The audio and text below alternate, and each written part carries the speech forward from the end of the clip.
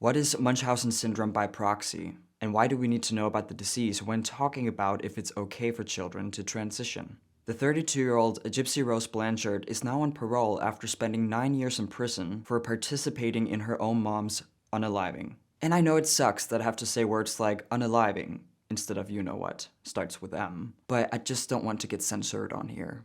Gypsy got her ex-boyfriend to unalive her mother after years of abuse.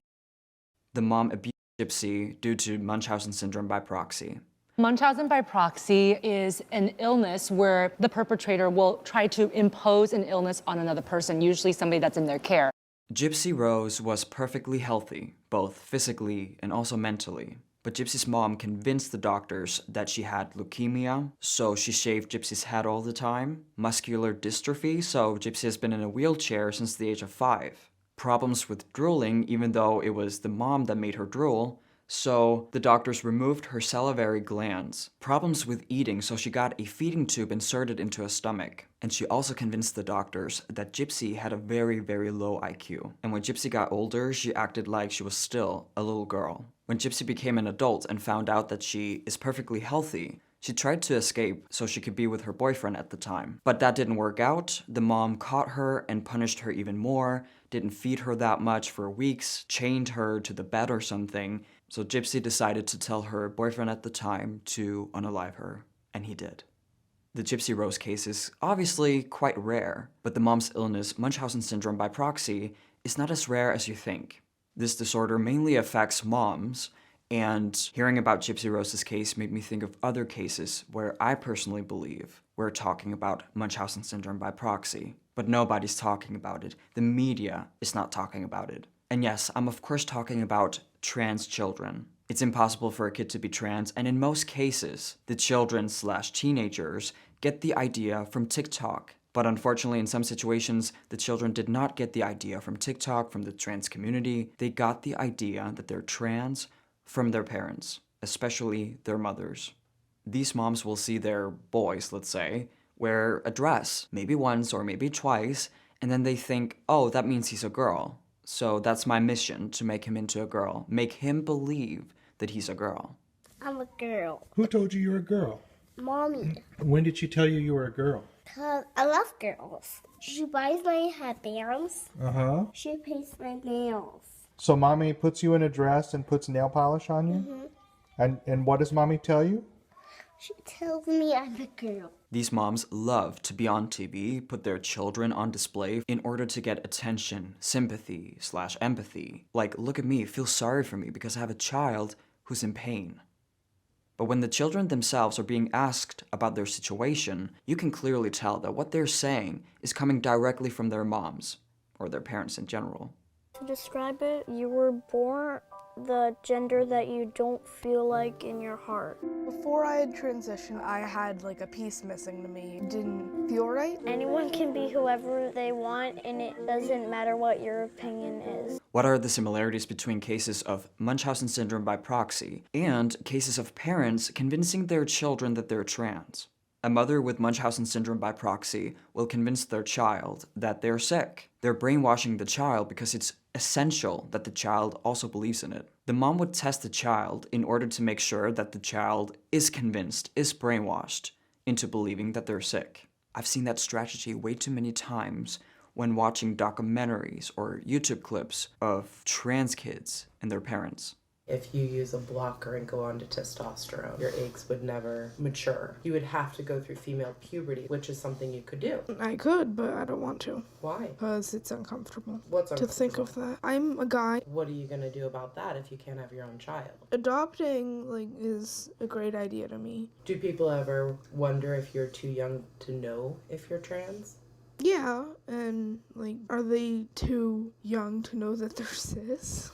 This dialogue right here is about the mom trying to prove that she didn't convince her child that they're trans. She's under the impression that what we just saw proves the girl actually knows that she's trans and wants to transition. She knows what the consequences are and she's fine with it. My opinion is she was testing her child. If the cameras were turned off, she would say, "Do you remember what we talked about when people ask you, aren't you too young to know? You remember the answer?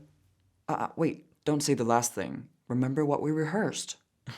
But of course, I don't know if that's what's going on. What the two different types of moms also have in common is how they're always overly prepared when going to the doctor's office. They always make sure to know everything about the illness, and some are even obsessed with the illness. Sounds familiar. I know that trans activists deny that the reason why people transition and are transsexuals is due to a mental disorder, but it doesn't change the fact about how obsessed these moms are with the trans identity.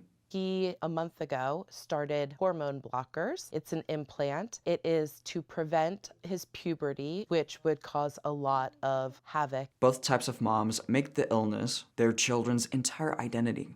The unfulfilling needs of getting validation, affirmation, attention, sympathy, and empathy are things that both moms can relate to. Munchausen syndrome by proxy is about lying, fabricating what the child is going through. The illnesses the child is supposed to go through are often visible, very visible. So Gypsy Rose was in a wheelchair. She was bald. Trans children are also very visible. No, they don't look sick at all, but the little boy always has to wear this very bright pink dress. A lot of girls don't even look like this on a daily basis, so what's the point? The point is, they have to be so visible. The parents want their child to look as different as possible. As I said, Gypsy Rose actually got her salivary glands removed when she didn't need to. She got something removed from her body that she didn't need to get removed. Gypsy had to take a lot of medication that she did not need. No physically healthy child needs puberty blockers and cross-sex hormones. Not only do they not need the medication, it will destroy their bodies and their mental health. When hearing stories of victims of Munchausen syndrome by proxy, what we all think is, what were the doctors thinking? Where were the adults who were supposed to protect the children? Where were they? I found this person who was the doctor of a victim of Munchausen syndrome by proxy. Let's listen to what she has to say. We sometimes come up against barriers in the legal system, and the same things always come up. It's like, what was the parent's intent? Could this just be an anxious mother? And I can say no. And then we might go to, well, this caused harm to the child. It says, do you want to try to defend this in front of a judge or a jury when you have a wonderful, loving mother who has a sick child? Are you going to be able to convince them medical care is child abuse? Okay, so doctors are too scared to speak their minds because they're afraid to look like the villains if they deny these children life-saving care. Life-saving care. Have you heard about this before? In another context? That's what trans activists say all the time. If children don't transition, they would not be alive anymore. Apparently it's not that uncommon for moms with Munchausen to threaten doctors with malpractice if they don't treat their children, if they don't diagnose the children, and so on. That right here sounds a lot like trans doctors who are too scared to speak their minds because they're afraid of getting fired. If they tell someone, no, you're not trans, I think you should wait a couple of years and come back maybe. I think you maybe deal with borderline disorder, autism, whatever. Trans doctors also have patients who blackmail them, literally. The other day, while dressed up, he looked in the mirror and said, "Mommy, what am I?" So I asked him, "What do you feel like?" His response was that he felt like a girl and wanted to know if it was okay to be a girl even though he had a penis. My sweet son just came to me with 2 ponytail holders. He asked me to put his hair up like his sister's. I patiently managed to divide and put his little bowl cut into 2 Pippi Longstocking ponies. He looks so precious and very much like a girl. Jazz Jennings, a biological male, has been affirmed as a girl since the age of 2. Just because Jazz wore a dress once or twice, played with his sister, Jazz's mom cried when Jazz asked her, "Mommy, what am I?" And also, "I want to be a girl." Well, no shit. The mom was confusing Jazz so much.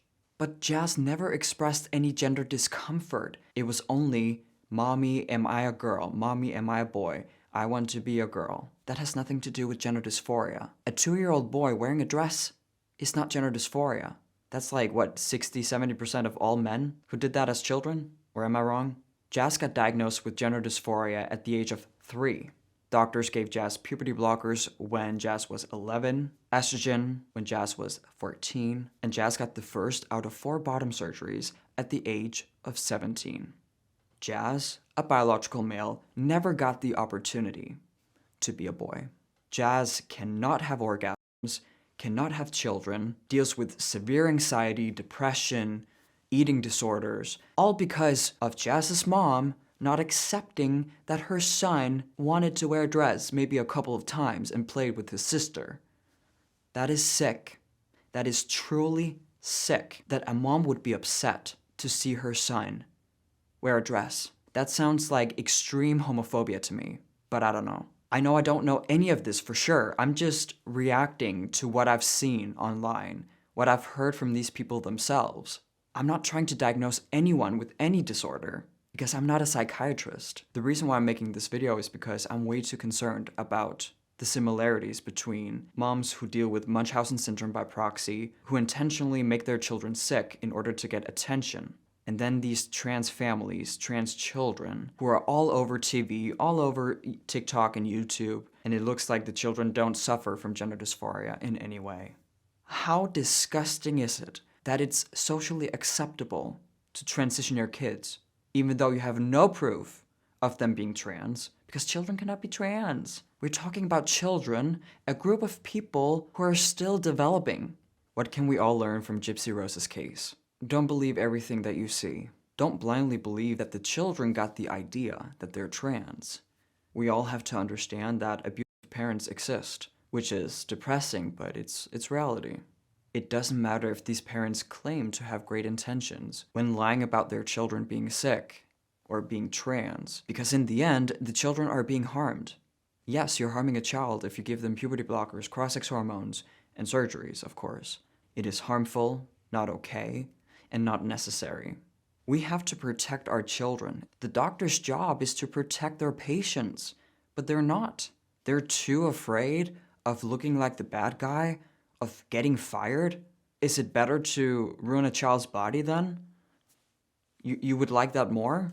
Because that's disgusting. How can these doctors sleep at night? They prioritize their image, them having a job, than not harming children. To be fair, I can imagine it's hard to figure out if some mom deals with Munchausen, but when it comes to the trans children, it's a no-brainer. Leave them alone. Leave their bodies alone. They have a right to go through their natal puberty, and no adult should mess with that.